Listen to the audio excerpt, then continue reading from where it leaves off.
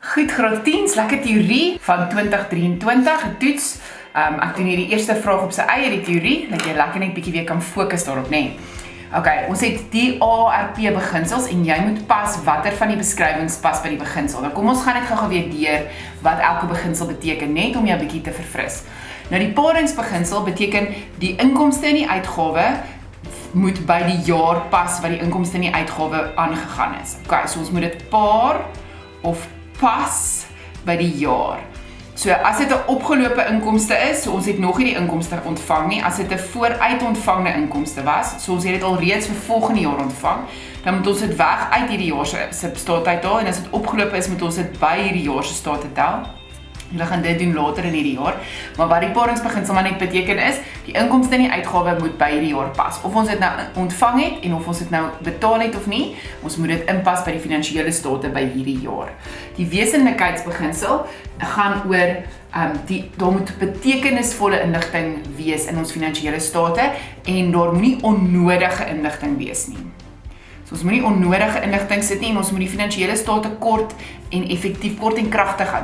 Daar moet genoeg inligting wees, die regte inligting moet ons insit, ons moet nie onnodige inligting nie. En as jy later die jaar finansiële state doen, jy gaan notas op doen.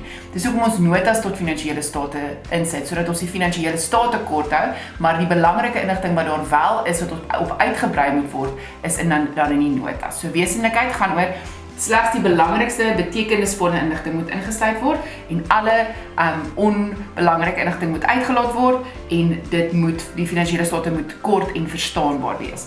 Die omsigtigheid, hierdie twee is gewoonlik vir my die moeilikste om te onthou, nee. Die omsigtigheidsbeginsel gaan oor konservatief. Daai woord moet jy eintlik onthou. So dit gaan oor ons moet nie bank op of reken op inkomstes of uitgawes wat nog nie daar is nie. Nou dit is nou anders as die paringsbeginsel. Dit gaan oor goeder soos sê net maar daar is geld gesteel of geld is weg. Dan moet ons seker maak ons skryf daai geld in ons trek daai geld uit ons rekening uit. So sê net maar ons geld weg of iets het gebeur en ons spoor dit nie op nie. Dan moet ons nie daai geld in ons besigheid se boeke hou nie. Ons moet dit so lank uithaal. As ons dit later opspoor, kan ons dit terugsit.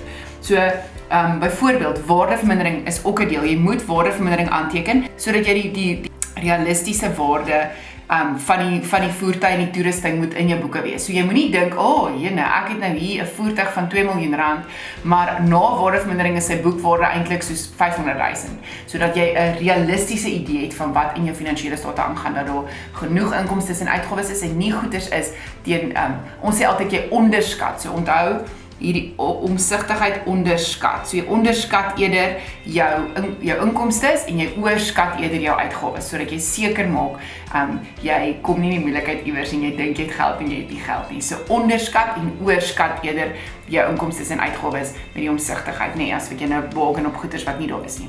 Historiese koste is die maklikste. Dit gaan oor, jy moet altyd jou boeke, in jou boeke, die ware kosprys, die aanvanklike kosprys van jou bates moet jy daar inskryf.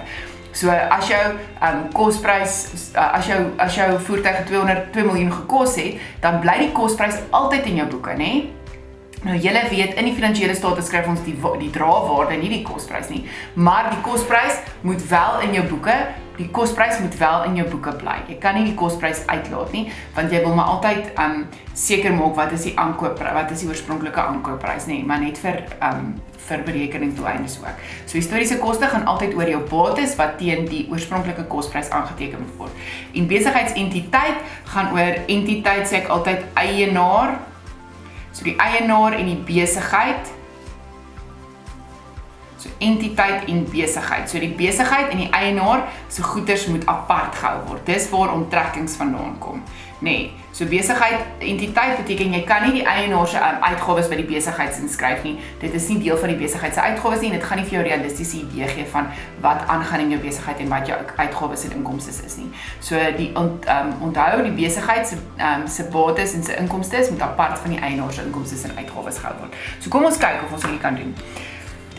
Diensgeld, kontanthanteringsfooi moet in een rekening, naamlik bankkoste geskryf word. So hierdie voel vir my, ons probeer dit so kort as moontlik hou en ons probeer dit mooi in groepies sit sodat dit makliker lees. omdat dit so kort en onnodige inligting uitsluit, so ons gaan nie nou elke kaartheffing in ons boeke skryf nie, nee, ons gaan dit net as 'n groepie as bankkoste skryf. So ek sê dis die wesenlikheidsbeginsel, nee. So ek sal sê 1.2 is A, so die wesenlikheidsbeginsel beteken ons los onnodige inligting uit en ons hou die inligting so kort as moontlik, kort en kragtig as moontlik, en daarom gaan ons nie elke liewe uitgawetjie skryf van bankkoste nie, ons gaan net 'n groepie maak en dit as een uitgawe inskryf, nee. Dan, 'n bedrag van R5000 moet afgeskryf word omdat die kassiere wat verantwoordelik is vir die deposito nie opgespoor kan word nie. Nou, as dit 'n moeilike ding is en jy verstaan hom nie lekker nie, hierdie voel vir my, daar is geld wat ons ontvang het, maar wat nie in ons boeke is nie, nee. Dit is weg, die kassier is weg, daar's nie 'n goeie kans dat ons dit gaan terugkry nie. So ek sal nie daai geld wat ons ontvang het en daai verkope in ons boeke hou nie. Ek sal dit uithaal, nee.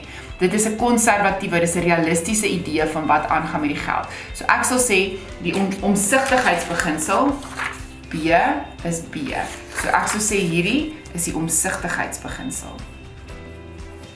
Nou, soos ek sê, omsigtigheid en wesenlikheid is altyd bietjie die mekaar vir my. So wesenlikheid kan jy onthou, alle onnodige inligting moenie inkom nie. Ons hou inligting kort en kragtig en in groepies. Omsigtigheid beteken as daar goeders is wat aangaan wat ons moet weet van, soos geld wat nie daar is nie, wat ons sou ontvang het, maar ons het nie, dan is dit omsigtigheid, nee, dan sit ons dit by die omsigtigheidsbeginsel, soos hierso die kassiere nou geld gevat, en ons kry hom nie, so ons gaan dit uit ons boek uithaal, dis die omsigtigheidsbeginsel, nee. As jy onseker was, so ek die ander gedoen het, en gekyk het wat by oor, dis wat ek se gedoen het, as ek in graad 10 was.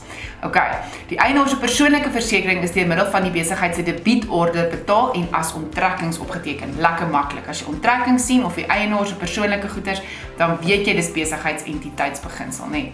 So dit gaan wees, nommer 1.5 gaan wees C. Ag, ek het nou hierdie verkeerde 1.5 is C. Okay. So die besigheidsentiteitsbeginsel is C, die omsigtigheidsbeginsel is B en die wesenlikheid is A. So ons is klaar met A, B en C. 'n bedrag verskuldig vir hier is aan die einde van die finansiële jaar as opgelope inkomste opgeteken. So enige opgelope, vooruitontvangde, vooruitbetaalde goederes wat van hierdie jaar al moes ontvang is, maar nie, en dit is wel in ons boeke geskryf, is die paringsbeginsel. Okay, onthou ek het gesê, ons moet die inkomstes en uitgawes pas by die jaar, so as jy ietsie van 'n opgelope of 'n vooruitontvangde of goederes, dan gaan dit wees by paringsbeginsel. So dit gaan wees D. En dan die besigheidsentiteitsbeginsel het ons klaar, ons laaste ene, is alle vaste bates moet teen die oorspronklike aankoopprys of kosprys, nee, geboekstaaf word. Dis maklik, historiese koste. So ek sal altyd eers kyk vir die historiese koste ene, want dis maklik. Tweede sal ek altyd kyk vir die besigheidsentiteit, dis ook maklik, en derde sal ek kyk vir die paringsbeginsel.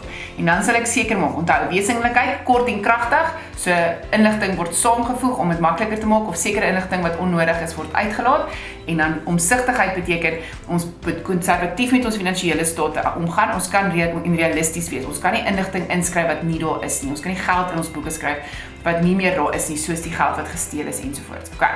So ek hoop hierdie maak meer sin vir jou, dis 'n lekker lang video van net teorie.